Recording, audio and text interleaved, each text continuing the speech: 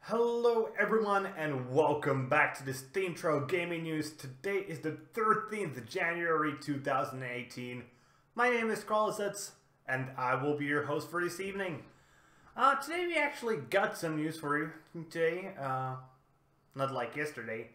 So let's take a quick overview of them. First, we have a possibility of the God of War release date being leaked.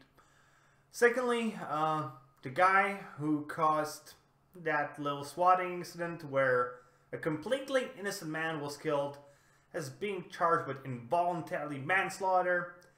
Then more Meltdown and Specter news, this time about Intel, not AMD.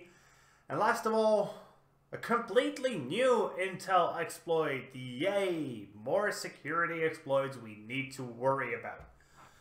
Let's begin with actual gaming news. Let's begin with God of War. One of the most anticipated games for the PS4 for this year seems to be going to getting a release date on the March of 22nd, 2018. This is based on a listing of a Portuguese retailer. Obviously, isn't set in stone. It isn't an official release date at the moment, but yeah, this actually seems pretty legit. As far as it's a Portuguese retailer, it's an actual retailer. It could be completely true. We also need to remember that there was another leak. This last time was for the PlayStation Network, that claimed the game will be released on March 22nd. So, yeah, it might be possible. On the other hand, it might just be possible that this retailer has heard that leak and decided to put it on his website. We will never know until March 22nd or earlier if an official release date gets posted earlier. But it seems like a pretty decent leak. I'm going to say it's probably legitimate. Let's go to our second topic for today, and if you guys remember, it isn't that long since we talked about the Call of Duty swatting incident where there was a $1.50 bet, somebody lost, they got pissed, so they decided to swat their opponent. But they didn't even get their address right. It went to somebody's home, and the person got killed. It was sad news. It got me insanely angry over swatting in general. And let me just rephrase my argument. Don't swat! It's dumb! That's my entire argument for that. So right now, the suspect, Tyler Barris, who's a 25-year-old from Los Angeles, California, he has received a charge for involuntary manslaughter over his involvement with the swatting incident. He was also charged with reporting a false alarm and interference with law enforcement officer. His bail has been set at $500,000, and he could potentially receive a maximum penalty of 36 months, that's 3 years in prison, and a $300,000 fine. To be honest, this doesn't seem enough, especially because a person got killed. If this was just a swatting incident on its own, I would say these are decent maximum charges. But because somebody got killed, I believe they should be about 3 times higher. I would say 10 years in prison and $1 million fine. At maximum, obviously, doesn't necessarily have to be the case that he gets fined as much and doesn't go to prison for 10 years. But just have it there as an option. Imagine if just one person, this sounds weird when I'm saying it, just one person got killed. Imagine if there was a whole family in there and everybody in that family got killed. 3 years for that would not be enough in my opinion. And because this is the maximum, I honestly hope he gets it. At least 3 years in prison, where I sincerely hope he gets fucked in the ass. I sincerely hope that. And a $300,000 fine, so he will tell everybody don't do it, my ass still hurts from prison. And I have to pay for the rest of my life because otherwise I would have to go back to prison and my ass is still hurting. Man, I really hate to report on things like these, but obviously it is important. And once again, let me rephrase my whole argument. Don't do swatting. It's dumb as fuck. Don't do it. If you do, I hope you go to prison and get ass fucked. Okay, let's move on. Let's move on to Intel, because we got 2 more Intel news for today. First is about the Meltdown and Specter patches, which seem to be causing some reboot issues on older chips. The thing is, the chips aren't necessarily that old. It's about Broadwell and Haswell CPUs. Seriously, you can still pretty easily buy these CPUs on the market, not even second-hand. You can just buy new ones. What Intel has said is, we have received reports from a few customers of higher system reboots after applying firmware updates. Specifically, these systems are running Intel Broadwell and Haswell CPUs for both client and data centers. We're working quickly on these customers, with these customers to understand, diagnose, and address the reboot issue. Thing is, Wall Street Journal has come of a report that says that Intel has been quietly advising its customer not to install the latest firmware updates. The Wall Street Journal also got its hands on a document Intel has been sending out, which recommends that customers delay additional deployments of these microcode updates while it figures out the reboot issue. What the fuck, Intel? This will just not be your year, it seems. Seriously. First, the Meltdown. Specter is obviously not limited only to your CPUs. On the other hand, it's much actually harder to make it happen.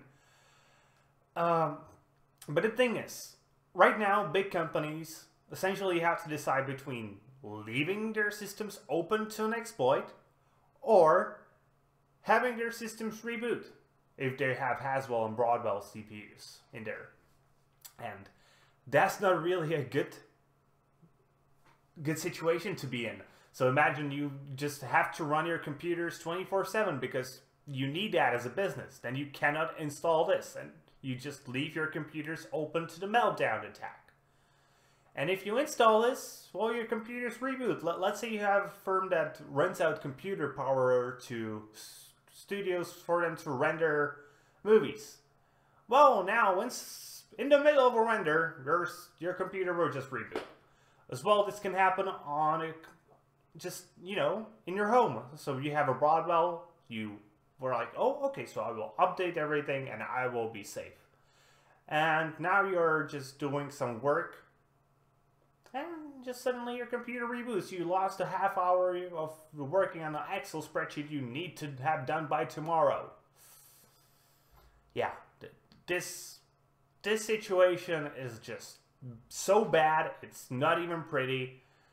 I really hope Intel will suffer the consequences.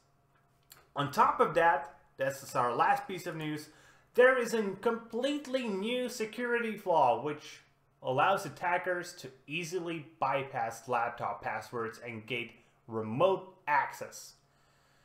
So this is called the Intel AMT security flaw, and what it is essentially a backdoor into your computer using something that's called the Intel's Active Management Technology, which is there to obviously allow some remote access. It's there for the IT admins to remotely access monitoring and maintenance of corporate grade systems. It's mostly found in business laptops, particularly those with Intel vPro processors. And even though it has its share of security flaws that have been fixed, this one is just insanely big. So essentially what it is, it's just a backdoor into the computer for anybody to get. It happens when So one thing that should be mentioned, you actually have to have at least once physical access to the device to get this exploit running. But once you get physical access, it's super easy to make it happen. You start by rebooting the target's machine, then you enter the boot menu, and there's this thing called the Intel Management Engine BIOS extension, which you can select. Then you just input admin and you're inside. And you get remote access because you just change the remote settings and you're done. Luckily, this seems to be pretty easily preventable by just changing the default admin password to something that's different, because, well, then you have to guess what it is, and, you know. The problem is 99.9% computers will just not have a different password set up. Although, hopefully IT admins, because they now know of this, will be capable of actually just taking all the laptops that have the security flaw in and changing the password. Though I'm still pretty sure there will be tons and tons of them who won't.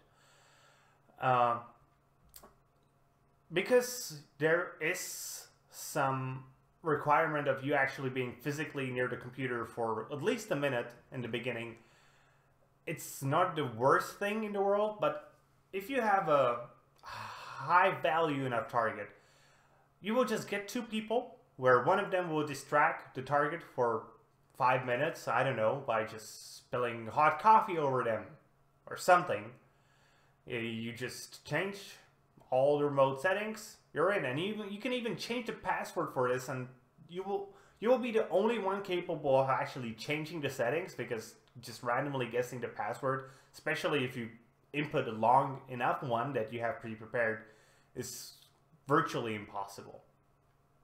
Seriously, Intel, I don't know, it hasn't even been 2 weeks since the start of a new year, and what we got from you has just been pure shit. Hopefully you will fix this. Everything, Meltdown, Specter, this new flaw, and come out with CPUs or chips in general that don't have any of these problems. And with that being said, that's going to be it for today, guys. I hope you enjoyed today's video. If you did, please consider giving us a thumbs up here on YouTube and subscribing to our channel. If you are watching this on Steam, be sure to give us an upvote and follow our blog. Either way, leave a comment, as we want to know your opinions. And be sure to tune in tomorrow, as we will be your daily source of gaming news every single day. See you guys later with more gaming content.